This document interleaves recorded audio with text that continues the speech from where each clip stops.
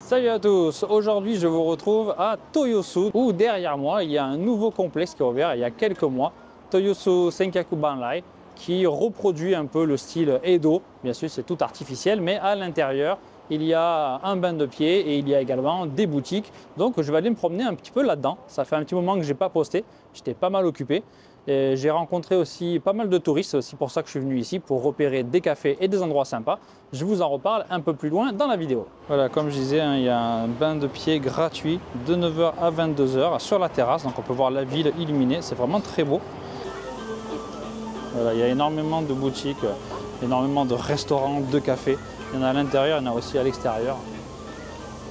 Et bien sûr, comme il fait extrêmement chaud, il balance un peu d'humidité, de brume avec des brumisateurs.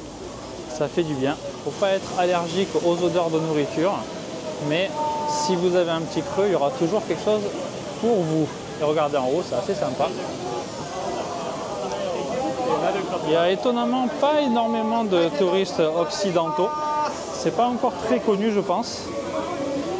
Mais voilà, si vous passez à Odaiba, je pense que ça peut être sympa de venir faire un petit tour ici, surtout à l'heure du goûter ou du déjeuner. Alors il y a beaucoup de monde, mais à l'intérieur, il y a sûrement de la place. Et aujourd'hui, c'est dimanche, donc il y a aussi des Japonais. Il y avait beaucoup de touristes asiatiques. Donc voilà, vous voyez un petit peu l'ambiance. Bon, j'ai pas résisté, parce que qui dit été au Japon dit kakigori, donc de la glace pilée. Donc j'en ai pris une à la fraise. Alors ici c'est beaucoup plus cher qu'ailleurs. C'était 2000 yens, c'est vraiment cher. Mais il y a de la fraise que je vais mettre dessus. Voilà, ça fait du bien l'été. Il y en a de beaucoup moins cher, à partir de 400 yens, mais en général c'est juste du sirop. Et il y en a dans de très bons magasins avec des vraies fraises très fraîches et de la confiture ou des sauces. C'est vraiment délicieux. Donc je vous conseille, si vous venez au Japon, de manger un kakigori. Alors, je vais le manger et puis je vous retrouve tout à l'heure. Donc vous avez des restaurants par exemple là-bas de manja, de Tsukishima, quartier très connu pour les manjas. Et vous avez plein de spécialités de plusieurs régions. Donc avec du poisson grillé, comme vous voyez ici. Ici, il y a des brochettes de thon juste à côté. Et comme le marché aux poissons est juste à côté, j'imagine que la qualité est au rendez-vous. Et voilà, à côté, vous avez aussi la façon de griller le poisson de la préfecture de Kochi. Donc voilà, c'est assez intéressant. Il y a beaucoup de choses à manger. Il faut venir le ventre vide.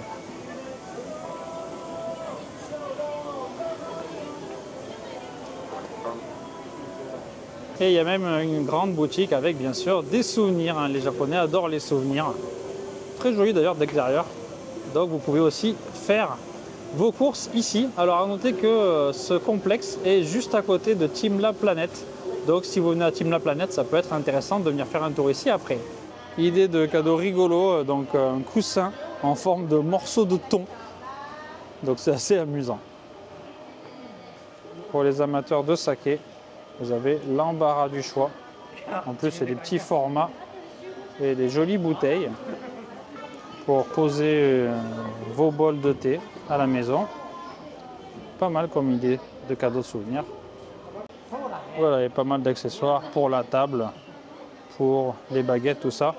Alors bien sûr, si vous allez à Kappabashi, vous aurez des choses identiques pour beaucoup moins cher a priori. Pour accéder au bain de pied gratuit, il faut aller tout au bout du complexe, c'est un grand immeuble, il faut prendre un ascenseur, donc jusqu'au 8e étage. Donc c'est écrit ici. Alors, il y a deux ascenseurs quand on arrive, il y a écrit l'état d'occupation, donc là il y a écrit qu'il y a de la place, donc c'est pas mal. Voilà le marché de Toyosu de l'autre côté, comme vous voyez. Alors pour ceux qui se poseraient la question, on peut aussi louer des serviettes pour 200 yens. Donc si vous n'avez pas de serviettes, vous pouvez toujours en louer, vous avez une belle vue sur Tokyo, donc ça peut être très sympa, surtout si vous venez en soirée. Voilà, on voit le fameux Rainbow Bridge de l'autre côté. Alors il fait très chaud, donc en été il faut vraiment se couvrir. Je vous conseille une ombrelle si vous venez. Et je sais pas, on va voir, mais j'espère que l'eau sera fraîche. À Yokohama, il y a un système un peu pareil, il y a pas mal d'endroits ailleurs aussi au Japon, où l'été il remplace l'eau chaude par de l'eau fraîche.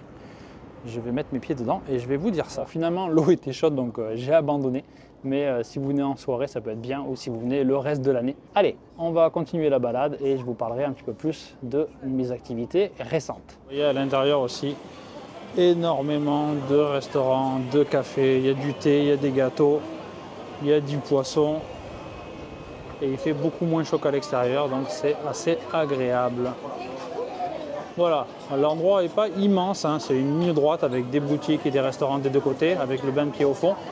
Donc voilà, venez pas peut-être exprès pour ça traverser Tokyo, mais vous pouvez y passer une petite heure, 1h30 tranquille, après peut-être Team La Planète ou après être venu à Odaiba. Vous pouvez même acheter des fruits et des légumes, hein, si vous voulez ramener une pastèque, c'est l'occasion. Alors je vous retrouve à Ginza, j'ai pris le bus, il y a un bus gratuit qui part de l'endroit où j'étais tout à l'heure, à Toyosu, et qui va directement à Shimbashi. Donc c'est très pratique, surtout qu'il faut 10 minutes en bus, alors qu'en métro, il y en a pour 30 minutes. Il est un peu difficile à trouver, mais cherchez un petit peu, c'est bien indiqué. Et puis vous pouvez toujours demander. Je vous ai dit tout à l'heure, je parlais de clients, et c'est pour ça que je suis aussi à Ginza, c'est pour repérer des cafés sympas ou amener des clients, parce que par le biais d'une agence de voyage, je rencontre des clients pour un café pendant 1 heure.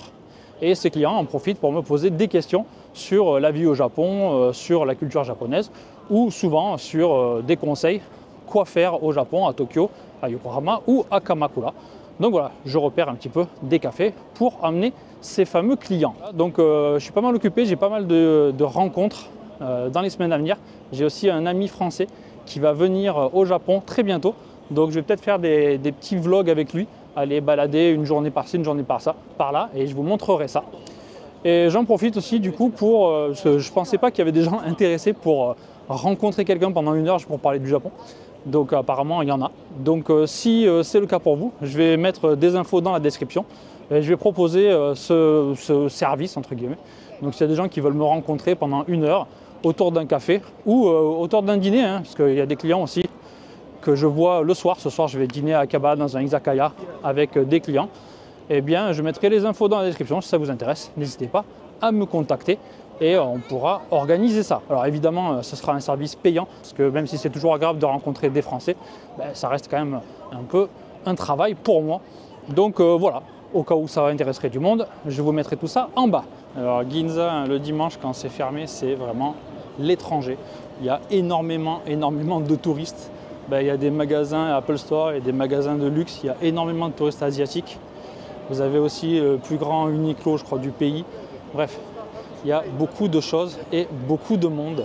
Donc je suis arrivé devant la gare de Tokyo où je vais vous dire au revoir. Alors petite info, la gare de Tokyo apparaît sur les nouveaux billets de 10 000 yens. Donc les nouveaux billets sont très jolis d'ailleurs, ceux de 1000 yens avec la vague devant le mont Fuji qui est vraiment magnifique. Voilà pour la petite info, ben, je vous donne rendez-vous très bientôt pour d'autres petites vidéos un peu décontractées en mode vlog, sûrement pendant l'été. Et puis je reprendrai les interviews et les vidéos normales à la rentrée si tout va bien. Bien, passez un très bon été. Et puis si vous êtes intéressé, encore une fois, pour des visites ou des rencontres ou des soirées franco-japonaises, toutes les infos seront dans la description. Voilà, salut à tous!